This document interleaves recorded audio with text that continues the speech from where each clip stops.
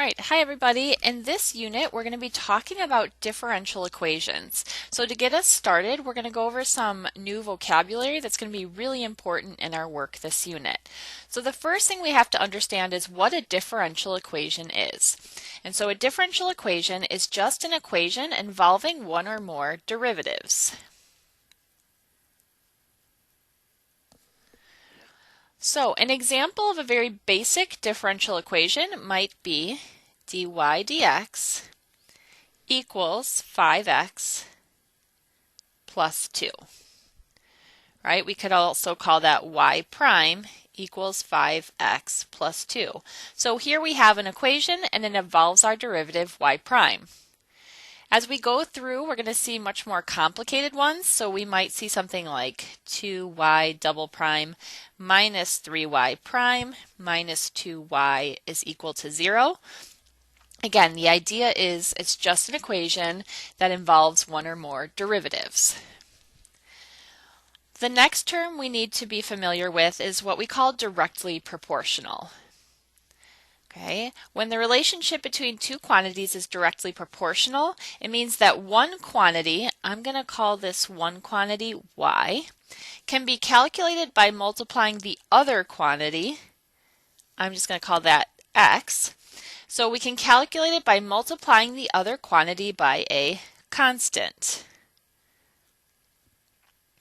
So what that means is for my equation, we can take our quantity y and set that equal to our quantity x times some constant k.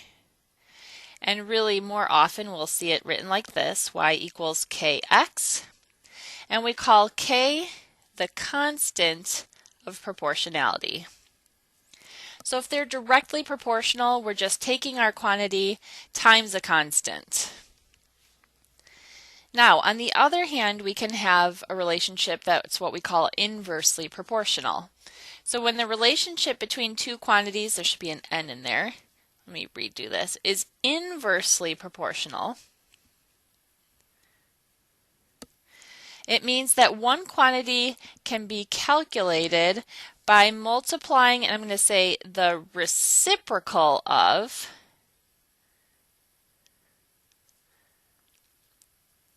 the other quantity by a constant. So in this case, we're taking our one quantity, we can call that y. Now, if we want the reciprocal of the other quantity, now we're talking about 1 over x. And we're multiplying that by a constant. So now we have y equals 1 over x times k, or normally we'll just write k over x. And again, we call that k the constant of proportionality.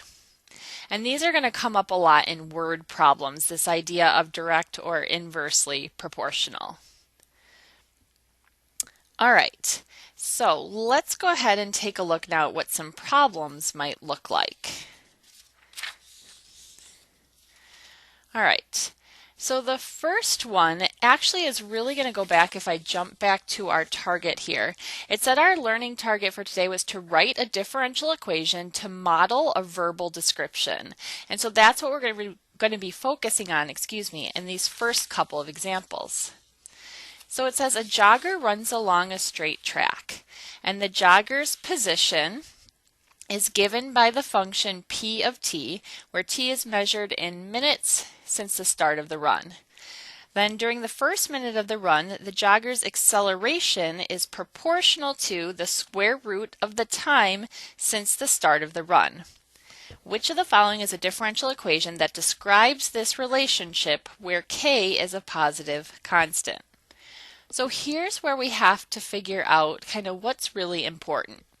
So it told us that the jogger's acceleration is proportional to the square root of the time since the start of the run. Well, we know the time since the start of the run is just represented by t, and if we're taking the square root, it's the square root of t.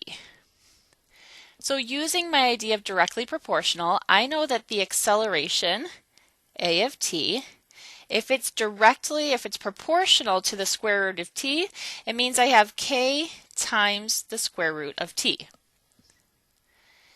Now, you'll notice I run into a little bit of trouble here because nowhere here do any of these differential equations. Again, I know it's a differential equation because it involves a derivative, but none of these have acceleration. So here's where we have to remember that acceleration is just the second derivative of position.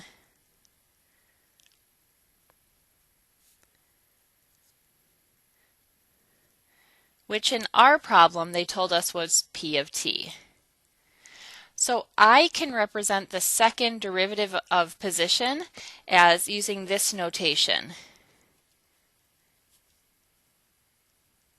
That's going to say now I'm replacing our acceleration notation here with the second derivative of position, and that's just still equal to, excuse me, k times the square root of t. So if we look at our choices then, that's going to give us choice C here. Second derivative of position, which is acceleration, is proportional to the square root of the time. So that's choice C. So what we've done here is taken this word problem and represented it with a differential equation. All right, let's look at the next one. And here it might be a good idea to pause it and try this out on your own. Now this one's a little trickier, but maybe seeing if you can at least set up the differential equation.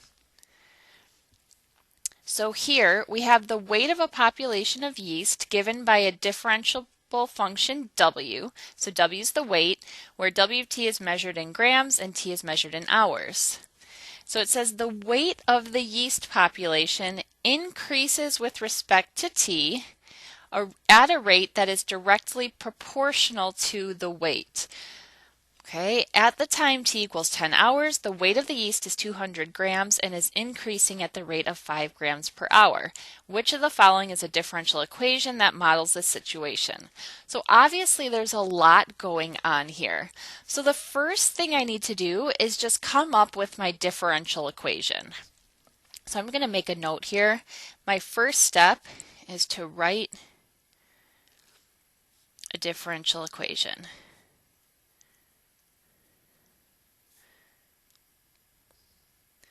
So I have to figure out what's proportional to what. So I'm looking for that, and here's where it tells me I see this directly proportional. So I know something is equal to k times something else.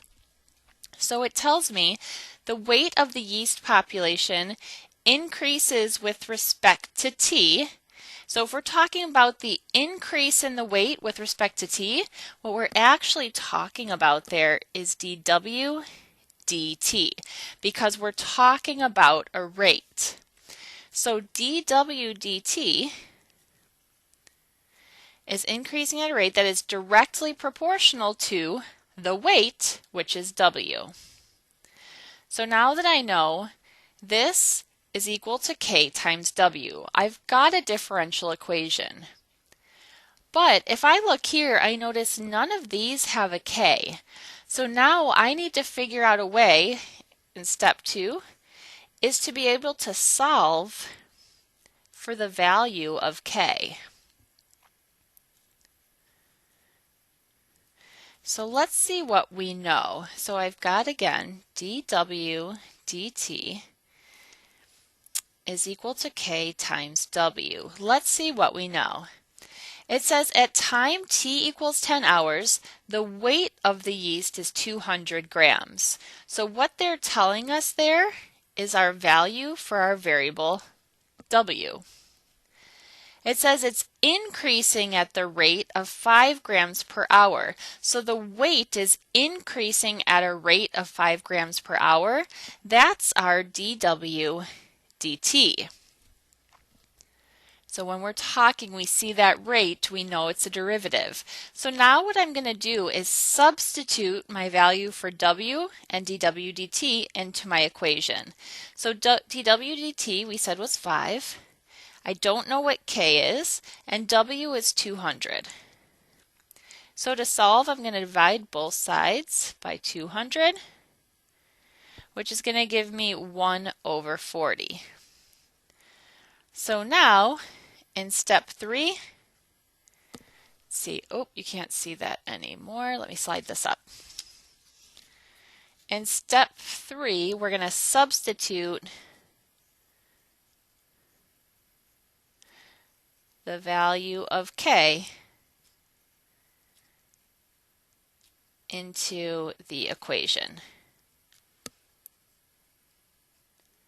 And I'll say into the equation from step 1. So what that means is now I'm going to leave these variables, right? And I'm going to say dw, whoa, sorry about that, dw dt equals, now I know k is 1 over 40 times w. And if I did it right, hopefully I match, and I can see here, again, we match choice C. So I know these are going to be tricky. Again, it's a lot of wading through that verbal piece here, the description in words. So we'll get a lot of practice with how we actually construct an equation from that. For right now, we're going to move on to one other type of problem.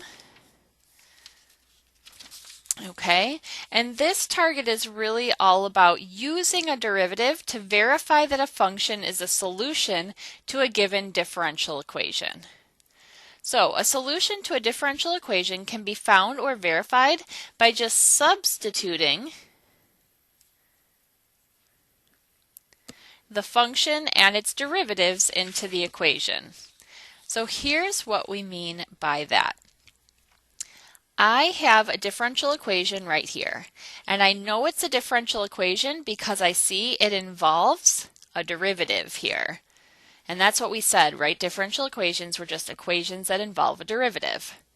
So now what I need to do, I can see, I know what y is, so I can substitute this expression for y, but I also need to figure out what y double prime is so that I can substitute that as well. So the first thing we're going to have to do is use y to find y double prime.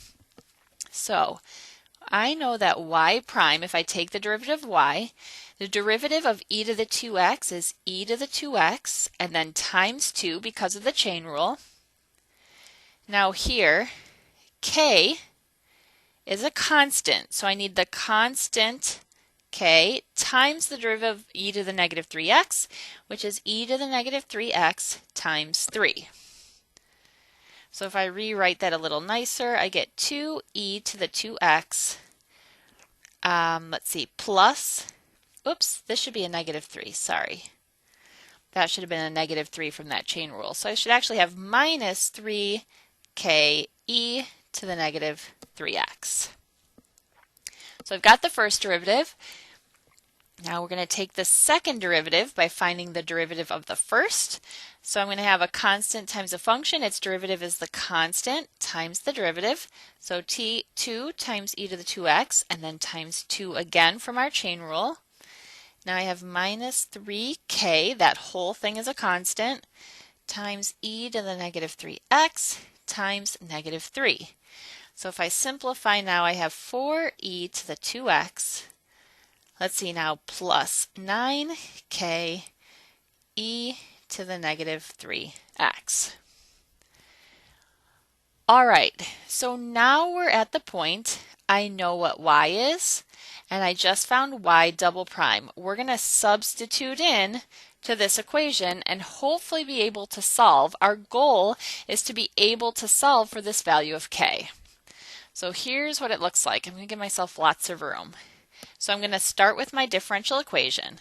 I have 4 times y. So I'm going to go back to here. Y is e to the 2x plus k times e to the negative 3x. So I just substituted for y. Now I have minus y double prime. We found that here. I'm going to use parentheses here. So minus 4e to the 2x plus 9k e to the negative 3x. And then we're going to set that equal to our right side. There's no substitutions to be done there. So again, all I did here was instead of y, we replaced it with our expression for y. Instead of y double prime, we used our result here. So now we're going to do some simplifying on our left side. So I'm going to go ahead and distribute the 4. So I'm going to get 4e to the 2x plus 4k e to the negative 3x minus 4e to the 2x plus, actually, yeah, this should be a minus 9k e to the negative 3x. This is still equal to 10e to the negative 3x. Now I notice here my 4e to the 2x and my minus 4e to the 2x, those are going to cancel. Now I have 4k of my e to the negative 3x's, and I'm subtracting 9k of the same thing. So I'm just going to get negative 5k e to the negative 3x. That's all simplified now, so I know that's equal to 10 e to the negative 3x. So I notice they both have an e to the negative 3x, so I can just divide by my e to the negative 3x. That's going to cancel on both sides. I get negative 5k equals 10, which tells me k is equal to negative 2, which is choice A. Again, these are probably the most complicated just in terms of making sure you calculate your derivatives really carefully, keep track of signs, and then really just keeping track of everything here in the algebra steps. So there's not a whole lot of calculus once you get past these derivatives, but just the key is going to be keeping your work nice and organized in this step. So I know those are two really big ideas. We're going to talk a lot about this when we're back in class and give you a lot of time to practice these new skills. So again, make sure you've got complete notes. Please go back and kind of rewatch if there's anything you're not sure of, and definitely come to class with lots of questions, and I will see you then.